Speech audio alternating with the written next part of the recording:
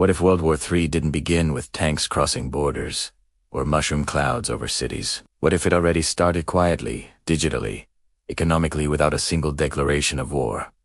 No grand speeches, no official announcements, just a slow, creeping merger of conflicts across the planet. Today, we're going to expose the hidden signals that suggest World War III may already be underway. And you just haven't realized it yet. Every world war begins the same way. People don't realize it as a world war until years later. World War I started with a tangled web of alliances and a single assassination. World War II smoldered with sanctions, proxy conflicts, and clashing ideologies long before the invasion of Poland. But this time, it's different. There's no single battlefield. There's no single enemy, and there's absolutely no single start date. Instead, what we're seeing is a dangerous overlap, a convergence of crises that are all interconnected. This isn't your grandfather's war. It's a new kind of global conflict, fought in the shadows. The lines are blurred, the fronts are everywhere, and the old rules no longer apply. This is the era of permanent, low-grid warfare, happening right under our noses. Just look at a map of the world today. Ukraine, Gaza, the Red Sea, the tensions around Taiwan, the disputes in the South China Sea. If you look at each of these individually, they seem like regional conflicts, isolated and contained. But when you step back and see them together, a different picture emerges. It forms a global system of confrontation. Major powers are no longer fighting each other directly. That would be too risky.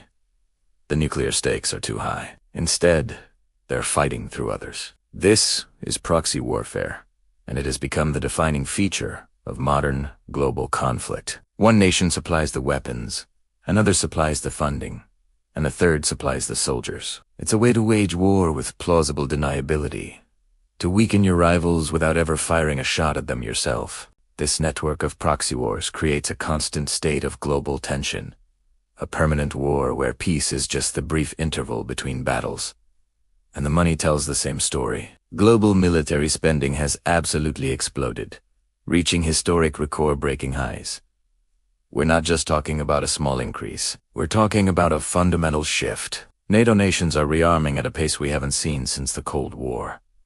Russia has completely reorganized its state budget, shifting its entire economy onto a war footing. And China is expanding its navy faster than any nation in modern history. World wars don't just begin when the first shots are fired. They begin when economies start reorganizing for conflict, when factories shift from making cars to making tanks, and when national budgets prioritize weapons over welfare. That process, that massive economic pivot towards war, isn't something that's on the horizon.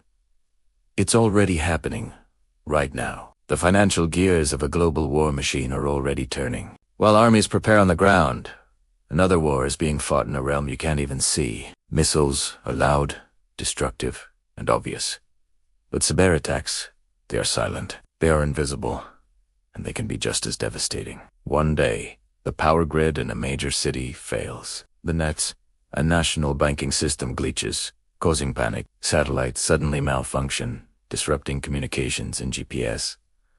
Critical supply chains grind to a halt because a logistics network was hacked. This isn't science fiction. This is the daily reality of 21st century conflict. Every major power on Earth is already engaged in non-stop cyber warfare against its rivals. This is war without uniforms, damage without explosions, and chaos without accountability. It's a relentless, undeclared battle happening every single day, targeting the very infrastructure that holds our modern world together. This new type of war is also being fought with entirely new weapons. The soldier on the battlefield is slowly being replaced by the drone in the sky. The brilliant general is being outmaneuvered by a learning algorithm, and the devastating bombing run is being substituted with crippling economic sanctions. Technology has become the ultimate weapon. AI can identify and track targets faster than any human ever could. Swarms of cheap, autonomous drones can overwhelm even the most sophisticated air defenses. And simple export bans on critical technologies, like high-end microchips, can cripple an entire nation's industry without a single shot being fired. In this new era, controlling the key technologies from artificial intelligence to quantum computing's the same as controlling the future battlefield. The race for technological supremacy isn't just about economic advantage anymore. It's about survival. Forget bombs for a moment and think about banks. Today, economic sanctions can be more powerful and more precise than military force. They can destroy a nation's currency, collapse entire industries, and trigger massive social and political unrest. What we used to call diplomacy sinks, like trade agreements and financial policy, are now being weaponized. We see it with trade wars, where tariffs are used to punish rivals. We see it with energy weaponization, where the flow of oil and gas is used as a tool of coercion. And we see it with financial isolation, cutting entire countries off from the global banking system. When nations stop trading with each other, when economic cooperation breaks down, history shows us one thing very clearly. They start fighting. The economic war is no longer a prelude to a real war. It is the war as the pressure mounts.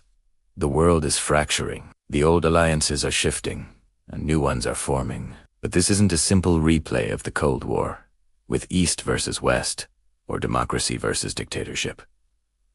It's far more complex. What we're seeing is the rise of competing systems. Security blocs are forming, like the expansion of NATO and new pacts in the Indo-Pacific. Technology blocs are emerging, with countries forced to choose between American or Chinese digital infrastructure. And even currency blocs are taking shape, as nations look for alternatives to the US dollar. In this new global order, the space for neutrality is shrinking. Countries that once tried to stay on the sidelines are being forced to pick a side. In a world war, staying neutral is a luxury that few can afford, and history shows that it rarely survives. So, with all of this happening, why hasn't anyone just come out and declared World War III? The answer is simple. Because declaring war means taking responsibility. A formal declaration triggers defense treaties, forcing allies to join the fight. It requires full-scale military mobilization, which is economically and politically costly. And most importantly, it removes all plausible deniability. So instead, nations are choosing to fight just below the official threshold of war. They apply enough pressure to weaken their rivals, but not enough to trigger an all-out, apocalyptic conflict. They engage in proxy wars, cyber attacks, and economic sabotage. It's war by 1,000 cuts. A slow and steady erosion of an adversary's power, designed to achieve victory without ever having to admit you were fighting a war in the first place. Imagine historians in the year 2050 looking back at our time. They might not ask, when did World War III start? Instead, they might ask a more chilling question.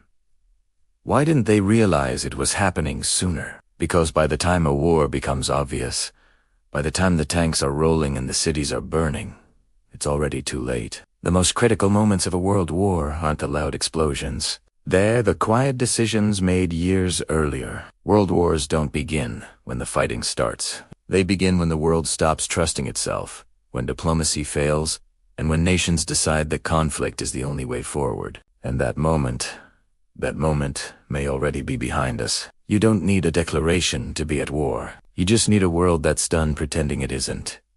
Thanks for watching. If you found this perspective valuable, consider subscribing for more deep dives into the forces shaping our world.